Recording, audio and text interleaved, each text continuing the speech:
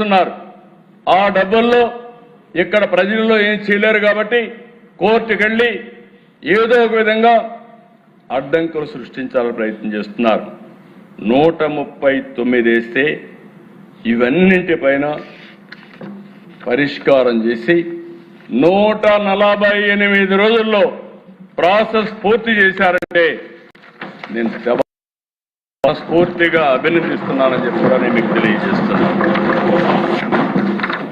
ఎందుకంటే అధ్యక్ష, పని చేసే వాళ్ళు ప్రోత్సహించాలి, తప్పు చేస్తే యాక్షన్ తీసుకుంటాం.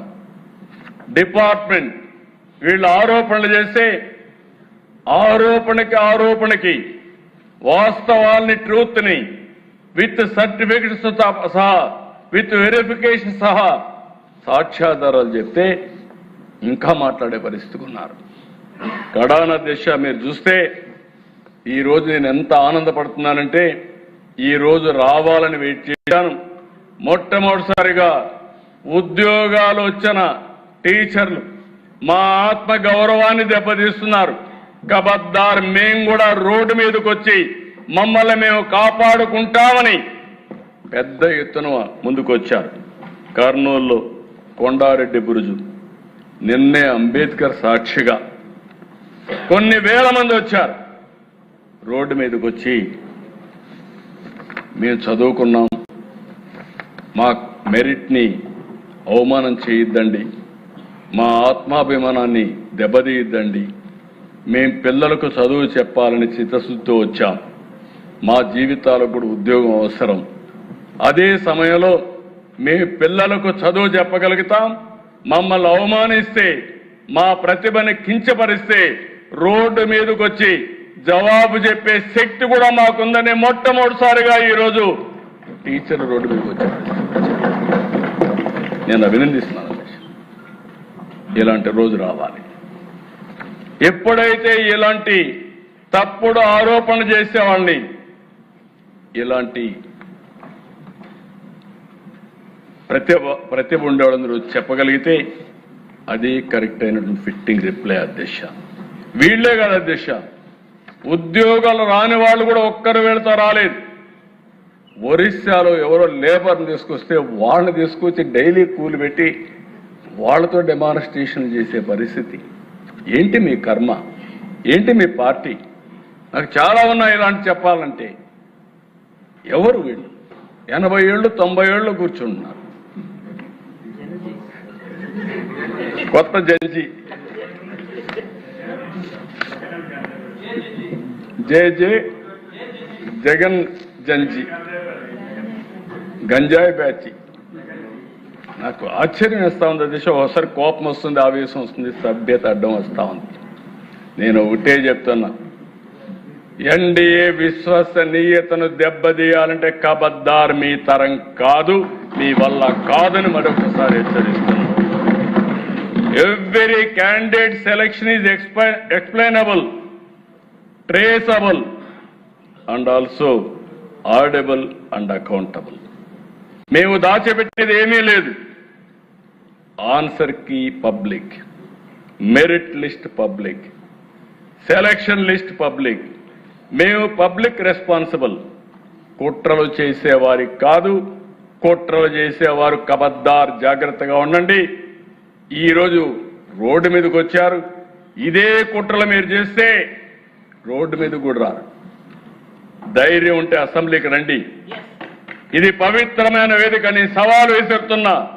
మీరు ఇక్కడ అసెంబ్లీలో వచ్చి కూర్చుంటే మీరు అడిగేదానికి మేము సమాధానం చెప్తే, నీ దగ్గర ఏదైనా అడిషనల్ పేపర్ ఉంటే ఆ సాక్ష్యాలు చూపించి ఒక పవిత్రమైన వేదికతో ప్రజా సమస్యలనే కాకుండా జవాబుదారీతనం తీసుకొచ్చే వేదిక ఈ అసెంబ్లీ.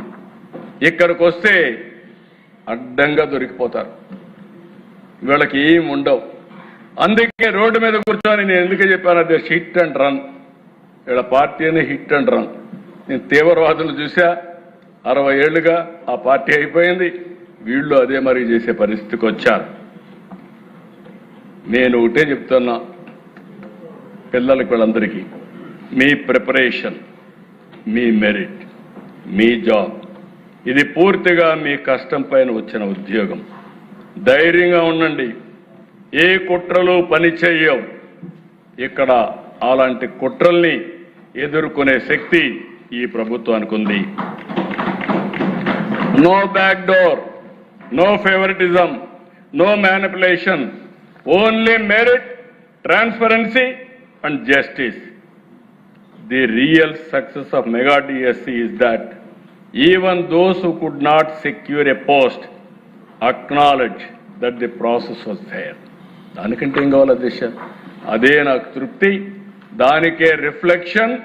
సెలెక్ట్ అయిన డిఎస్సి విద్యార్థులు రోడ్డు మీదకి రావడం, ఉద్యోగాలు రాని వాళ్ళు కూడా ఫెయిర్ గా సెలెక్ట్ అయింది, మళ్ళీ మాకు టర్న్ వస్తుంది అని వ్యవస్థ పైన నమ్మకం ఉంది. నేను ఒకటే హామీ ఇస్తున్నా, డిపార్ట్మెంట్ కూడా కోరుతున్నా, ఇంకా పటిష్టమైన విధానం ఏదైనా ఉందంటే అది కూడా ఎదగదాం. ఈరోజు మనం అందరం కూడా ఆలోచించుకొని టెక్నాలజీ వచ్చింది, టెక్నాలజీని ఉపయోగిద్దాం. సమర్థవంతమైనటువంటి విద్యా విధానమే కాకుండా పరీక్షల్లో కూడా రిఫార్మ్ తీసుకొద్దాం. పరీక్షల్లో కూడా రిఫార్మ్ తీసుకొచ్చి ఎక్కడ కూడా zero tolerance on exams leakage కానీ కండక్షన్లో కానీ. అదే సమయంలో ఒక నమ్మకాన్ని కలిగించాలి, విశ్వాసాన్ని పెంచాలి. తద్వారా మెరిట్ని ప్రమోట్ చేయాల్సిన అవసరం ఉంది. ఈ సభ ద్వారా మరి ఒక్కసారి అందరికి హామీ ఇస్తున్నా, ఎట్టి పరిస్థితిలో ఎక్కడా అవకతవకలు జరిగినా ఈ ప్రభుత్వం జీరో టాలరెన్స్. అదే సమయంలో బురద జల్లితే కూడా zero tolerance. That is our commitment. ఆ కమిట్మెంట్ ని ఎవరైనా సరే విభేదిస్తే మాత్రం జాగ్రత్తగా ఉండమంటున్నా. వీళ్ళు మాట్లాడతారు దేశం. ఇప్పుడు వచ్చుంటే నేను చెప్పుండేవాడిని, కాగితాలన్నీ ఇచ్చి ఎండగట్టేవాడిని, పారిపోయేవాడిని. సిగ్గు లేకుండా అసెంబ్లీకి రారు, బయట పబ్జీలు ఆడుకుంటూ ఎక్కడ వీళ్ళందరూ మాట్లాడే పరిస్థితికి వస్తున్నారు. ఇది బాధ్యత కాదు. బాధ్యత కలిగిన వ్యక్తి అసెంబ్లీలో ఉండాలి. బాధ్యత కలిగిన వ్యక్తులు అసెంబ్లీకి వచ్చి మీరు డిమాండ్ చేస్తే డెఫినెట్గా మీరు చెప్పేది వాస్తవం అయితే మేము కరెక్ట్ చేసుకుంటాం. మీరు చెప్పేది వాస్తవం కాకపోతే మీరు మీ ద్వారా ప్రజలకు మీరు చెప్పేది అబద్ధమని నిలదీస్తాం. రెంట్కి లేకుండా బయట చేస్తాం, కౌన్సిల్ జరగనీయం, మేము ఇదే చేస్తామంటే ఏమి సాధ్యం కాదు. అల్టిమేట్గా ప్రజల్లో మీరు చులకన అవుతారు. చులకన కావడం కాదు, ప్రజల్ని మీరు చీకొట్టే పరిస్థితి కూడా వస్తుంది. ఇది మంచిది కాదు ప్రజాస్వామ్యానికి. 48 ఏళ్ళుగా నేను చూశాను దిశ.